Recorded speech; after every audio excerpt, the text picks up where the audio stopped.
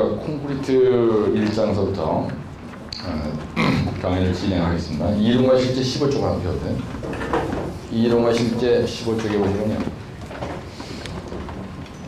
콘크리트의 배합 설계 순서 이렇게 되어 있죠. 그 다음에 16쪽에 보면은 그죠? 배합의 표시법이 있고, 그 다음에 17쪽에 보면은 배합 설계 순서도 이렇게 되는데, 거기에 보시면은 배합이라는 건 뭐냐면요.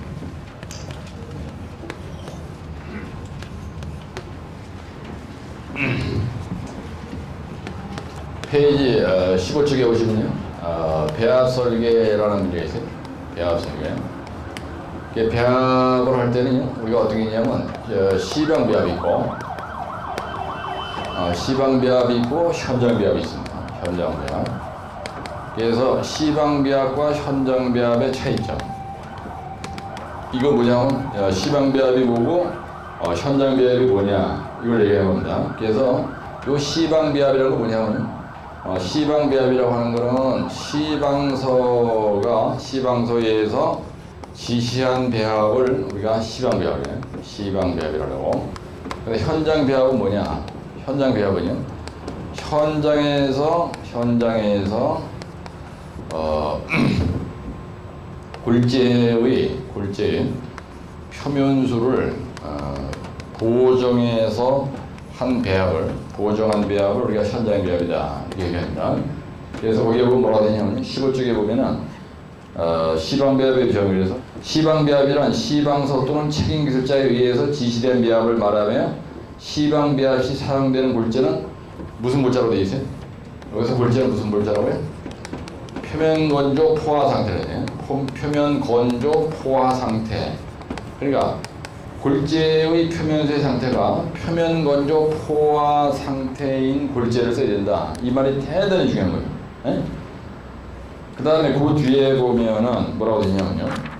16쪽에 보면은 현장 배합이란 말이 있어요. 맨 대가리에 보면 현장 배합. 그래서 남바 사체를 쳐서 구분하기가 어려우므로 실제 사용 골재의 표면수, 흡수량, 입도 상태를 고려해서 시방 배합을 현장 상태에 적합하게 보정한 배합. 이게 바로 이 얘기거든요. 같이 한번 들어요. 현장 배합. 현장에서 골재의 표면수를 보정한 배합을 뭐라고 한다고요? 현장 배합이라고 한다. 그 다음에 시방 배합은 시방서에서 지시한 배합인데 골재의 함수 상태는 표면 건조 포화 상태를 해야 된다.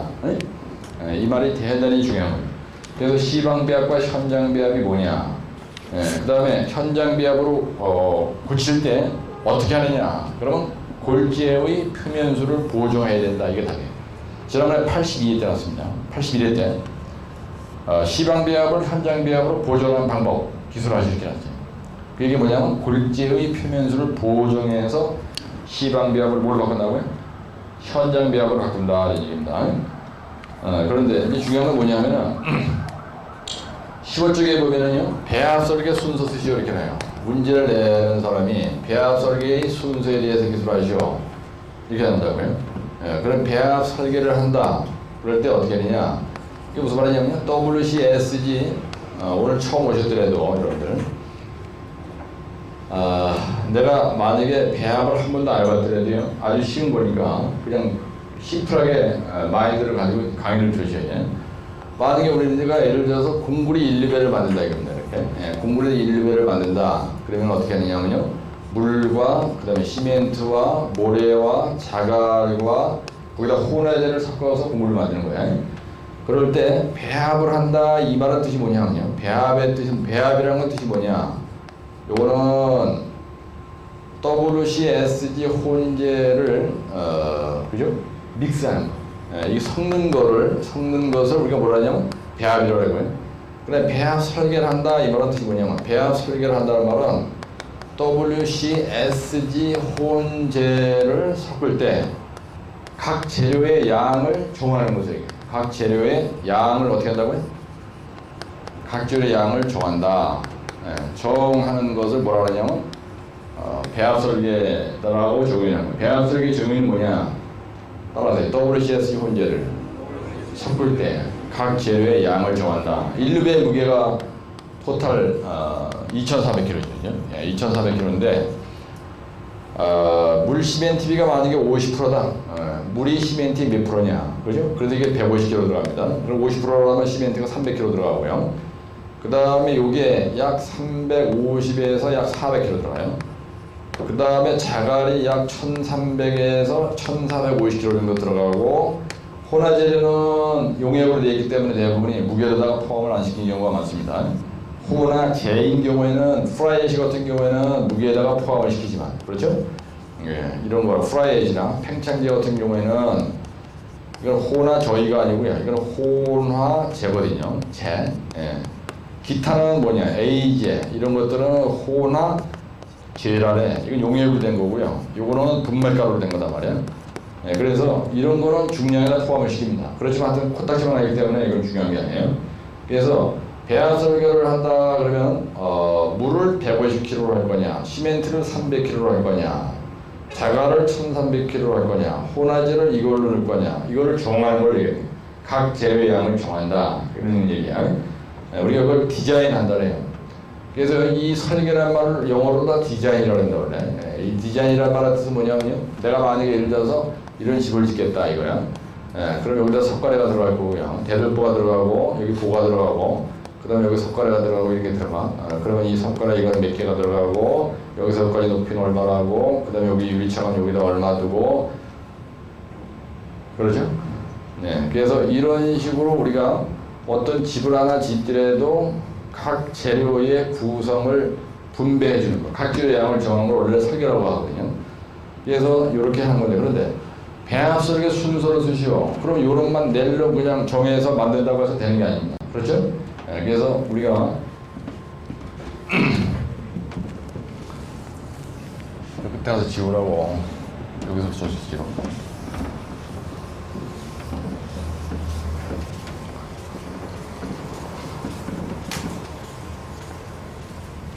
그래서 이 여러분들 배합 설계에서 뭐가 중요하냐면요, 지금 이 말이 상당히 중요한 건데, 거기에 보면 국X, 공물, 그 다음에 잔, 그 다음에 WC, SG, 혼재 이렇게 있어요.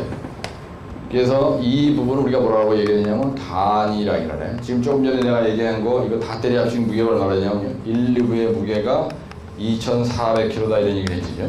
예, 이게 2400kg야. 근데 문제는 뭐냐면요, 물의 양을 150kg로 하고, 시멘트를 만약에 300kg로 하고, 이걸 갖다가 400kg로 하고요, 이걸 갖다가 1400kg로 해서 이거의 합계가 2400kg로 만들어야 되는데, 여기에서 문제가 되는 건 뭐냐면요, 이 부분입니다.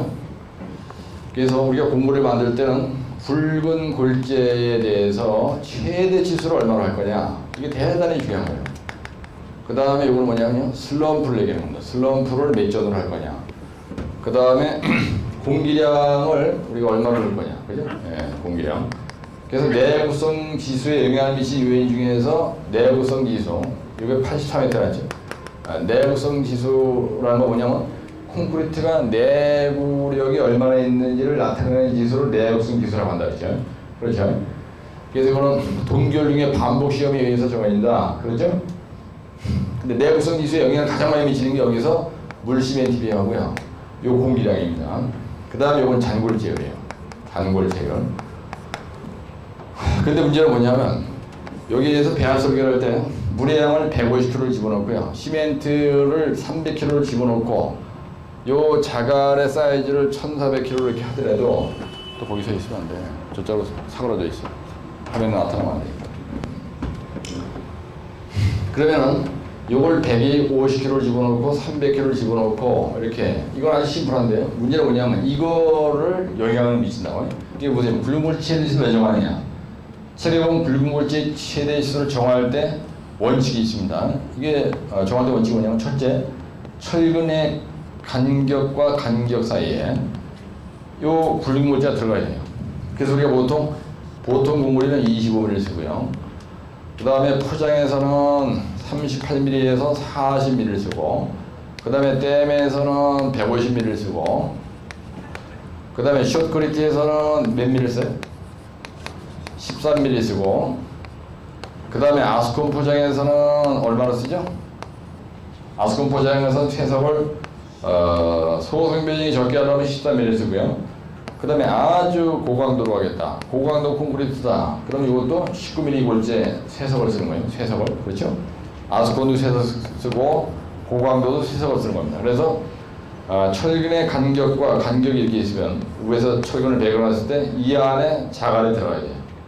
이 자갈을 붉은 골재라고 합니다. 우리가 자갈을 내지 않고 여기서 얘기하는 말은 단순하게 그라벨 되지만 여기서 얘기하는 붉은 골재가 바로 자갈인데 이 자갈의 최대 치수는 일반 맨홀 보통 공물이 타설할 때는 보통의 공물을 타설할 때는 25mm 이상 되면 안 돼. 왜 이길 거냐? 철근의 간격과 간격이 좋기 때문에 25mm 이상 쓰면 절대로 안 된다는 거예요. 그래서 배합 설계를 할 때 순설 기술하시오. 그러면요 이런 게 들어가요. 굵은 골재 최대 치수를 정하고 나서 이게 정해진다는 얘기예요. 무대포로 그냥 자갈 1400kg 이렇게 되는 게 아니야. 그 다음에 스럼프라는 건 뭐냐면요. 스럼프라는 건 깔아놓는다는 뜻이야. 그렇죠? 곡물이 이렇게 들어왔어. 그럼 여기 공시가 있는데 곡물을 집어넣고 이렇게 다지고 나서 나중에 공시를 뺏겨내. 그러면 이렇게 무너져 내리니까 요 무너져 내린 값을 스럼프라고 하죠. 스럼프라는 말은 가라앉는다는 뜻이 원래 뜻이. 그래서 스럼프가 우리가 보통 곡물에서 우리가 얼마 하냐? 보통 12전 하죠. 그 다음에 포장에서는 보통 한 2.5전. RCCD, 로라 컴팩트 곡물 때문에서는 스럼프가 제로, 그렇죠? 예. 그 다음에 그죠? 하수 처리장 같은 경우에 스웨이 트리트먼트 플랜트, 하수 처리장 경우에 누수가 되면 안 되니까 8전, 그렇죠? 예. 8전의 스럼프를 타설해야 돼요. 그래야 수밀 구조가 돼요. 그래서 수밀 구조에서는 8전 이상, 8전으로다 우리가 스럼프를 정수장 같은 거, 하수 처리장 이런 구조물에서는 스럼프를 8전으로 한다는 겁니다. 여러분 시험장에서 답을 쓸 때 내가 여기다 판사는 모양대로 쓰라는 얘기입니다. 이 공기량은 보통 4 내지 6%예요. 예, 이 공기량을 집어넣는 이유는 뭐냐? 왜 공기량을 집어넣느냐? 이 공기를 집어넣느냐? 이거는요 한마디로 얘기하면 동결융해를 방지하기 위해서예요. 예? 그래서 내구성 기술에서 동결융해 반복 시험을 300번인가 해. 예, 그래가지고 동상에 견딜 수 있느냐 하는 지수를 내구성 지수라고 한다. 근데 내구성 지수에 가장 영향을 많이 미치는 게 이 공기량이에요. 예, 공기량이 많을수록 내구성 지수는 커진다. 그렇죠? 그 다음에 물 시멘트비가 크다 만약에. 그래서 물 시멘트 보통 우리가 수밀 구조에서는요. 수밀 구조에서는 55%를 합니다. 그 다음에 고성능 곡물이나 고강도 곡물에서 보통 35%예요. 예. 그래서 35%란 말은 뜻이 뭐냐? 요거는요 물의 양이 적다는 얘기야. 그래서 우리가 동상이 되려면 콩물이가 동해를 입으려면은 그죠? 물이 많아야 되겠죠. 예. 물이 오는 거예요 결국은. 예. 온다, 그죠? 물이 온다. 어떤 콩크리트 구조물이 온다는 얘기는 물이 온다는 겁니다. 내부에. 그럼 물이 많으면은 시멘트 양도 자연히 커지거든요. 예. 그래서 물이 많으면은 공국이 커지는 거예요. 공국이. 그 다음에 물이 많으면은 자연스럽게 이게 50%다. 50%. 물 시멘트비는 어떤 균형을 이루어야 되거든요. 그래서 물의 양이 150kg인데 50%만 자연히 이게 300이 되는 거예요. 그럼 시멘트가 수화 반응을 일으킬 때 수화열이 커진다고. 예, 수화열이 커지면요. 이건 자연히 뭐가 문제가 되냐면 건조 수칙이 커지는 거예요. 예, 그래가지고 문제가 어디로 가느냐. 균열로 닦는 거예요. 균열로. 예, 그래서 물 시멘트가 커지면은 공국이 많기 때문에 그죠? 공국이 많기 때문에 건조 수칙이 커지고 자연히 시멘트가 많아지기 때문에 수화에 의한 건조 수칙이 커지고 그걸로 균열이 생기고 온도 응력이 커져가지고요. 뭐가 생기냐면 온도 균열이 커져요. 온도 균열이 커지는 거야. 그 다음에 물이 많으면요. 초기 균열이 또 세게 일어나요. 물의 양이 많다. 그러면요. 초기 균열이 또 세게 일어나. 초기 균열에 뭐가 있냐면요. 이거 문제 나왔죠? 82회 때. 소성 수축 균열이 있고요. 그 다음에 무슨 균열이 있어요? 내가 지금 왜 배합설계 얘기하다가 균열 얘기를 하느냐면요. 심화 균열이라는 게 있어요. 예. 소성 수축 균열과 심화 균열. 공구를 타설 하고 나면은 이렇게 타설하잖아. 예. 그러면 이게 딱 1cm가 갈라졌습니다. 발바다지, 진동다지기를 딱 꺼내고 나면 1cm가 딱 이게 심화가 되는데 그때 자갈이 밑으로 내려가면서 자갈이 밑으로 내려가다가 이 철근에 딱 걸립니다. 예, 이게 이제 자갈이야. 붉은물질가 내려가다가 딱 걸려. 그러면은 우리가 심화를 방해한다는 설고를 딱 심화균열이라고 그다음 소성수축 균열은 뭐냐면 이런 스라브에서 일어나는 건데요. 콩쿠르 투장 같은 데서 고무를 탓을 하고 나면 수분이 증발이 돼. 파도 물결처럼 이게 고무리가 이렇게 파도를 친다고요. 그럴 때 브리딩 속도보다, 그죠? 고무리가 위로 올라오는 걸 우리가 브리딩이라는데, 브리딩 속도보다 표면에 있는 수분의 증발 속도가 빠를 때, 수분의 증발 속도가 빠르면은 여기가 빨리 건조해지잖아. 근데 여기에 헤어크랙이 쫙 가는 겁니다. 헤어크랙이 쫙 가는 거예요. 우리가 이걸 뭐라고 하냐면 소성수축균열이라고 해요. 근데 요거 두 개는 다 굳기 전의 균열입니다. 굳기 전에 생기는 균열이야. 그래서 이걸 갖다 프레시 고무리의 균열이다. 그래서 우리가 초기 균열이다 얘기를 하는데요. 소성수축균열이나 치마균열은 수분 증발이 많으려면 물의 양이 많을 때 수분 증발이 커지는 거예요. 그다음에 고무를 탓을 하고 나서 1cm만 치마를 해야 되는데 진동다지기를 다 하고 나는데도 계속 치마해. 그러니까 2cm 이상 치마됐다. 그러면요 이게 치마가 커지는 거예요. 그렇죠? 소성수축균열은 수분 증발, 따라서 수분 증발. 치마균열은 자갈이 치마가 되다가 느닷없이 초기에 걸리는 거야. 지랄나게 많이 치마가 되니까 여기에 크랙이 쫙 가는 겁니다. 이렇게. 요걸 갖다 우리가 치마균열이라 해. 그래서 붓기 전에, 그러니까 탓을 하고 나서 이거는요 4, 50분 내지 1시간 이내에 일어나는 균열입니다. 이거에 반대로 여기서 얘기하는 온도균열이나 건조수축균열을 우리가 무슨 균열이라 그러냐면 경화 후의 균열이라고 하고요. 그 다음에 요 초기 균열을 경화 전의 균열이다 이렇게 얘기해요. 경화 전의 균열. 그래서 여러분들 책을 보다 보면은 물시멘트리 작게 이런 말을 나와요. 하여튼 물시멘트리가 작게 이런 말이 계속 나오는데 그 이유는 뭐 때문에 그러냐면 한마디로 얘기하면 균열을 적게 하기 위해서 하는 거고, 그렇죠? 그럼 균열이다 그러면요 같이 합니다. 소침건원. 우리가 균열의 종류는요 소성수축에 의해서, 치마에 의해서, 온도에 의해서, 건조수축에 의해서 생긴다 그래서 균열의 원인에 대해서 쓰시오. 균열의 원인 그러면 소침건원이라는 말이야만 소성수축과 치마와 건조수축과 온도에 의해서 균열이 생깁니다. 그래서 소침건원. 그래서 소침건원이라고 하는 균열을 방지를 하려면 어떻게든 이게 잡아야 돼요. 그래서 물시멘트를 정하는 원칙. 물시멘트를 정하는 원칙이 있어요. 그 다음에 지금 내가 설명하고 있는 내용은 뭐냐면 배합설계 원칙이라는 게 있어요. 그 다음에 배합 강도를 결정하는 원칙. 똑같은 말인데. 그래서 책에 보면요. 배합 강도를 정하는 원칙, 배합 설계를 정하는 원칙, 물시멘트를 정하는 원칙, 잔굴제를 정하는 원칙은 뭐냐면 단위 워커빌리티가 가능한 범위 내에서 단위 수량 우리가 단위 수량을 영어로도 이렇게 얘기합니다. 물 워터 단위 수량이 최소가 되도록 뭐뭐를 정한다 이렇게. 여러분들 책을 보다 보면 물시멘트 결정 방법에 대해서 기술하시오. 그 다음에 배합 강도 결정 방법에 대해서 기술하시오. 그 다음에 배합 강도 결정 방법에 대해서 기술하시오. 배합 설계에 대해서 기술하시오. 그 다음에 이거에 관련해서 새끼에다가 시방 배합, 그 다음에 문제가 이렇게 나는 겁니다. 현장 배합 이렇게 문제가 나요. 그랬을 때 문제를 낸 사람이 물시멘트 결정에 대해서 냈다. 그러면 물시멘트 개요에다 쓰는 거야 이 말이. 배합 설계에 관련된 문제가 났을 때 개요에 들어가는 문구단입니다. 그래서 워커빌리티가 가능한 범위 내에서 다 같이 따라서 단위 수량이 최소가 되도록 이걸 결정한다. 근데 배합 관계 결정 방법에 대해서 기술하시오 이렇게 하면은 다시 한번 워커빌리티가 가능한 범위 내에서 단위 수량이 최소가 되도록 이걸 정하는 거예요. 그 다음에 배합 설계 원칙이 뭐냐? 그러면요 다시 한번 단위 수량이 최소가 되도록 배합 설계해야 된다. 이 말이 중요하다는 거예요. 단위 수량이 최소가 되도록 각 재료의 양을 정한다는 얘기예요. 여러분들 말이죠. 여기에서 단위 수량이 최소가 돼야 요게 작아지고요. 그 다음에 요게 작아져요. 요게 작아져가지고 균열이 적어진다 이거예요. 여기서 균열이. 한마디로 왜 그러냐? 왜 단위 수량이 최소가 되도록 정하느냐? 이유가 뭐냐? 그러면 균열을 억제하기 위해서. 콘크리트라고 하는 놈은 말이죠. 이렇게 만들어놨는데 균열이라는 건 뭐냐면요. 이게 틈새가 생기는 거예요. 벌어지는 걸 얘기하는 겁니다. 그래서 콘크리트가 균열이 일어났다. 그러면 생명이 끝나는 거예요, 그걸로.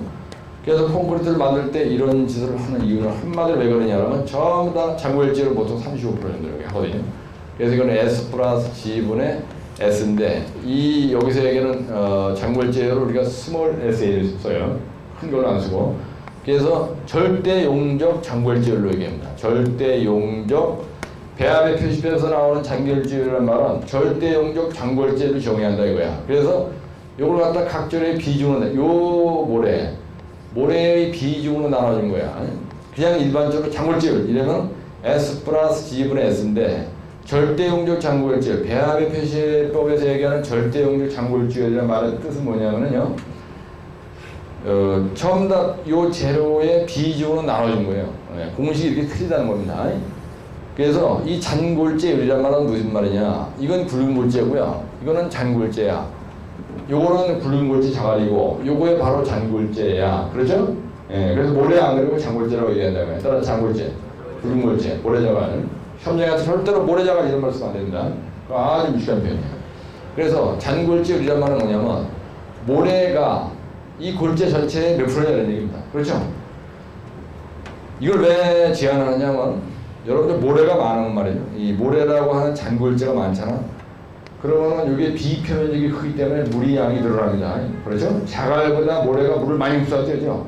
예, 그러니까 왜 모래의 양을 제한하느냐? 제한하는 이유를 잔골재를 정하는데 이 모래 양이 많으면 이 모래는 비표면적이 크기 때문에 물을 무지개 많이 흡수해요. 예? 예, 그래서 이게 많으면 잔골재의 이 수치가 막 50, 60 막 되어버리면은 물을 무지개 많이 빨아들이기 때문에 그죠? 물이 자연히 많아져. 물이 많아지면 무슨 문제가 생기느냐? 이게 커지죠. 그 다음에 스럼프가 커지죠. 예, 그런 잔골재가 많이 들어간 것만큼 굵은 골재는 또 다운될 거 아니야. 그죠? 이게 600kg 들어갔으면 600kg 들어간 것만큼 이게 1400kg 될 때 1000으로 줄어들 수도 있어요. 그리고 여러분들 공부를 쓰게 모래가 많은 게 좋아? 자갈이 많은 게 좋아요? 강도를 많이 하기 위해서는 단단한 자갈이 많이 들어가는 게 좋은 거 아니야. 그렇죠? 그래서 최대한으로 인류배의 무게를 몇 킬로로 한다고요? 철근 고물인 경우에, 레인포스트 고물인 경우에 인류배의 무게를 2,400kg로 딱 제한을 하는 거야. 무조건 2,400kg 만들어야 돼요. 그렇죠? 예. 그러면 2,400kg 하는 무게를 가지고 각 재료의 양을 정하는데 최대한으로 뭐가 발휘가 돼야 돼요. 여기서. 이걸 괜히 폼으로 얘기하는 게 아니고 공구리의 덩어리를 만드는 거 아니야. 그렇죠? 예. 그럼 뭐가 발휘가 돼야 돼요? 공구리는 지상물질이 뭐가 커야 돼요? 압축강도가 커야 돼. 그 다음에 내구성이 좋아야 돼요. 그 다음에 수밀성이 좋아야 돼. 예. 그래서 강도라는 거는 세게 얘기하는 거고요. 압축강도. 내구성이라고 하는 건 염해, 중성화, 알칼리 골재만은 동기열 중에 견디는 능력을 얘기하는 거고. 그 다음에 수밀성은 물이 새면 안 되잖아요. 그죠? 그래서 좋은 공물이 뭐냐? What is good concrete? 뭐가 좋은 공물이냐면 간략하게 얘기하면 강내수가 좋은 놈을 좋은 공물이라고 하는 거예요. 그렇죠? 물이 새면 안 되겠죠. 예. 그 다음에 염분이 닿는데 대만 쏘면 안 되는 거예요. 그래서 염중 알동항에 의해서 부식이 안 되게 하는 걸 내구성이 큰 공물이라고 얘기한다. 그래서 그러려고 하면은 이 내용에 대해서 장고일지를 35%, 멀시멘티비는 그죠? 수밀 공물에서는 왜 55%를 하냐? 수밀성을 확보하기 위해서. 그 다음에 겨울에 내동해성 기준으로 했을 때는 몇 프로입니까? 55%? 비말대 구간에서 45%? 예, 그래서 우리가 이걸 얘기할 때 비말대 구간에서는 45%. 왜 비말대 구간은 45%냐? 물의 시멘트의 비가 작아야 염분에 의한 내구성이 정화되는 거예요. 그래가지고 철근 부식이 안 된다는 얘기입니다. 예, 그래서 콘크리트 인류배를 만들기 위해서 여기에서 얘기하는 국엑스 곡물잔 WCSG 홀저를 딱 제한하는 거예요. 예, 제한을 안 하면은 강도가 안 나와. 예, 따라서 강내수 확보 안 된다 그래요. 예? 그래서 배합설계 원칙을 얘기할 때 뭐라고 얘기해야 하느냐 이런 말을 써요. 예, 이거 대단히 중요한 건데 워커비러티. 그래서 내 설명을 들으시면서 여러분들이 이걸 갖다 우리가 뭐라고 하냐면 부착 강도, 그죠? 부식에 대한 정확성이 커야 된다 이렇게 얘기하는 부식. 그래서 배합설계 원칙을 다시 한번 얘기하면요. 배합설계 원칙은 여기서 내가 지금 워커빌리티란 말만 얘기했는데 따라하세요. 강내수어부. 그게 강내수어부. 예, 강내수어부가 확보되는 범위 내에서, 그렇죠? 다시 한번 강내수어부가 가능한 범위 내에서 단위 수량이 최소가 되도록 각 재료의 양을 정한다. 그게 배합설계 원칙이에요. 응? 만약에 배합설계가 낮다. 그러면 다시 한번 강내수어부가 가능한 범위 내에서, 가능한 범위라는 말은 확보되는 범위 내에서는 얘기야. 그렇죠? 확보되는 범위 내에서 단위수량이 최소가 되도록. 무슨 말이냐? 요게 최소가 되도록 그거에 맞춰서 요런도 정하고 요런도 정하고 요런도 정하고 요런도, 요게 최소가 되도록 요거의 양도 정하고 슬럼프도 12전으로 하고 공기량도 42%를 하고 물시멘트비도 55%를 하고, 그죠? 예. 이걸 최소가 되도록 정했어. 그래서 물을 담는 정수장 구조물은 무스요요 물시멘트비가 55%로 돼야 된다, 이렇게 해야 된다 하는 이유는 뭐냐? 안 그러면 샌다는 얘기야. 예? D말대 구간에서 몇 프로라고요? 따라 45%. 예. 염분의 거품이 튀기는 지역을 B말대라 그래요. 해상 대기 중에서 몇 프로예요? 해상 대기 중 몇 프로예요? 여기서 외우려면 나중에 편해. 해상 대기 중에서 50%예요. 예? 예. 근데 고강도에서는 35%예요. 예. 고강도에서 35%로 안 하고 만약에 50%로 한다. 고강도 그러면 일반적으로 440mp 이상을 얘기하는데, 여러분들 만약에 물시멘트를 35% 이하로 안 하죠? 그럼 절대로 강도가 고강도가 안 돼요. 죽어도 고강도가 안 되는 거야. 그래서 이걸 폼으로 C방수 55% 이렇게 되는 게 아니란 말이야. B말대에서 45% 하는데 이걸 안 지켜. 그럼 문제가 뭐가 생기냐면 딱 이게 문제가 생기는 거예요. 부식이 왕창 되는 거야. 뭐에 의해서? 염분에 의해서. 응? 그래서 C방수에 정해져 있는 거는 지상명령입니다. 무조건 지켜야 돼요. 안 그러면은 이게 개판돼가지고 공구리가, 이게 개판됐다는 건 뭐냐면요, 따라서 균열, 소침곤원이 왕창 일어난다는 거야. 그럼 소침곤원이 일어나면 뭐 공구리가 빠그러졌으니까 공구리 끝나는 거야, 알겠지? 그걸로 염분 막 들어가고 막 탄산가스 막 들어가고 막 내 배때기를 갖다 칼을 부고 놨어. 그게 균열이야. 그럼 그 안에 막 공기와 산소와 물과 박테리아, 균서부터 막 N이랑 별는 거 다 들어가. 응?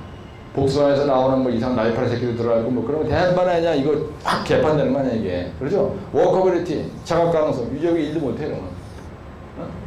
칼에 배터리 집었어. 그래 균열을 확 이렇게 나온 거 아니야. 그리고 이렇게 벌리고 돌아다녀. 어? 그러면 그 죽도록도 안 되는 거야. 공물에도 마찬가지야. 따라서 물을 많이 처먹으면, 예, 공물에 물을 많이 처먹으면은, 예? 생명이 끝나는 거야. 근데 물이 너무 없으면 문제가 뭐냐? 이 일이 안 돼. 작업이 안 되는 거야, 작업이. 바이브라드 일도 안 되고 펌프의 암속성도 안 되고 뭐 개판되는 거야. 예. 그래서 작업성이 개판된다는 거예요. 예. 그래서 굵은물질 최대 시도를 정하는 원칙이 뭐가 있냐면요, 펌프의 압성을 고려합니다. 압성성을 고려해요. 그 다음 두 번째 뭘 고려하냐면은 철근의 간격을 고려하는 거예요. 굵은물질 최대 시수를 정하는 방법은 뭐냐? 펌프의 압성성을 고려하고 철근의 간격과 간격을 고려해서 정한다 이거야. 예, 고려해서 정한다. 이게 무지무지게 중요한 말이에요. 그렇잖아.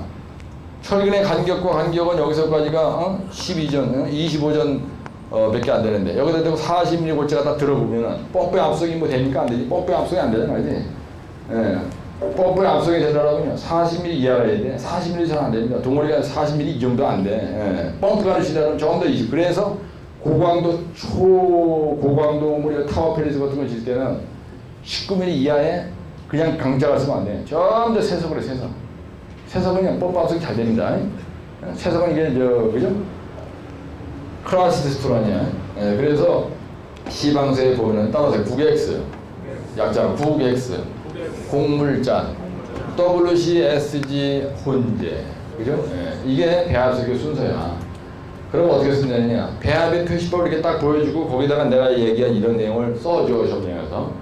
그 다음에 대제목을 딱 바꿔서 배합설계 순서 이래가지고 요 9X 곡물잔을 내려 쓰는 겁니다. 이제. 여기다 예, 배합설계 순서 쓰시오. 만약에 이렇게 나잖아, 시험 문제가. 예, 그러면 이걸 갖다가 그냥 저걸 쳐다보고 9X 공, 그 다음에 물, 그 다음에 잔, 그 다음에 여섯 번째 W, C, S, G, 혼재 이렇게 쓰는 거예요. 그럼 몇 줄이냐 이게?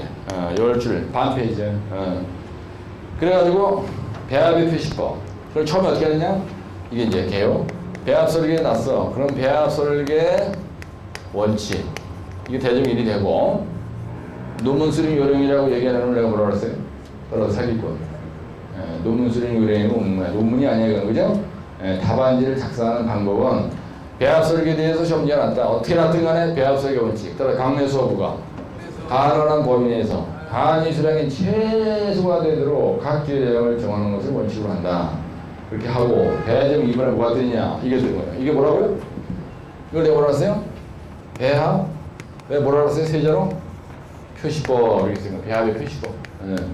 그래서 도표화시켜서 딱 폼을 잡아주고, 그럼 이게 0.5번이 되는 거예요. 그렇죠? 이게 0.5번이 되고, 그 다음에 대전구 3번에다가 배합 설계 순서 이렇게 쓰는데, 만약에 시방배합이 일어났다. 시험 문제가 시방배합으로 일어났어. 시방배합이 일어나면 여기다가 시방배합이라고 써요. 시방배합 설계 순서. 그 다음에 현장배합이 일어나서 어떻게 쓴다고요? 현장배합 순서. 이렇게 쓰고, 요 내용을 이렇게 써주고, 여기다가 끌적끌적 더 쓰고 싶으면 여기에 써 있는 내용을 쳐다보고 다시 써도 돼. 여기 있는 내용을. 우선 이해하시죠? 네? 비맞대 그림 한번 그려주시면 또 비맞대도 한번 그려주고, 요 물시멘 TV 얘기할 때 비맞대 그림 같은 것도 한번 슬쩍 넣어주고, 그래서 이거에 대해서 알고 있는 걸 주저리 설명을 조금 해주면 더 좋다 이거예요. 근데 맺은말 이렇게 하는 거, 맺은말. 결론. 결론. 제일 중요한 게 뭐라고요? 공무리에서 배합을 하든 아니면 배합 강도를 결정하건 물시멘 TV를 결정하건 뭐 시방배합이 시험자로 한 거래. 여기서 제일 중요한 건 뭘 제청하면 되느냐? 뭘 제일 중요해? 뭐가 제일 중요해? 시방배합에서 가장 중요한 것은 뭐라고요? 뭐를 방지하기 위해서 뭐를 최소가 되도록